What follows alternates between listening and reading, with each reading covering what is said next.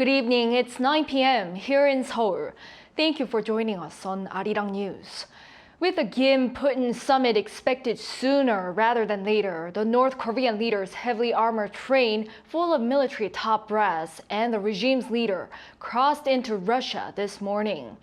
Now we're learning it's moving northward rather than towards Vladivostok. Our Choi Min-jung reports. North Korean leader Kim Jung-un and his Russian counterpart Vladimir Putin are widely anticipated to hold a summit in the Russian spaceport Vostochny Cosmodrome.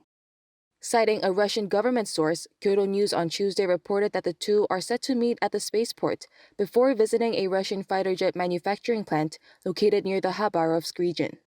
Speaking at the Eastern Economic Forum on Tuesday, Putin himself announced plans to visit the spaceport. The Kremlin earlier announced that the summit would take place within the coming days. In line with such speculations, North Korean leader Kim Jung-un seems to be moving north instead of heading to Vladivostok, which many anticipated would be where he meets Putin. During the summit, the two leaders are expected to discuss an arms deal. This is highly likely considering that a number of military personnel are on the trip, including the regime's two top military officials, Lee Byung-chul and Park Jung-ton. We are closely watching whether the two will negotiate arms trade or technology transfers. Speaking to reporters on Tuesday, Moscow's deputy foreign minister said humanitarian aid to North Korea may be discussed. Russia also hinted at discussing UN sanctions imposed on the regime.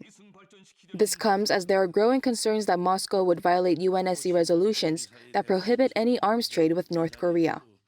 This trip to Russia is Kim's first international trip since the COVID-19 pandemic, which forced North Korea to close its borders for more than 3 years. It also marks Kim and Putin's second summit after the first in 2019.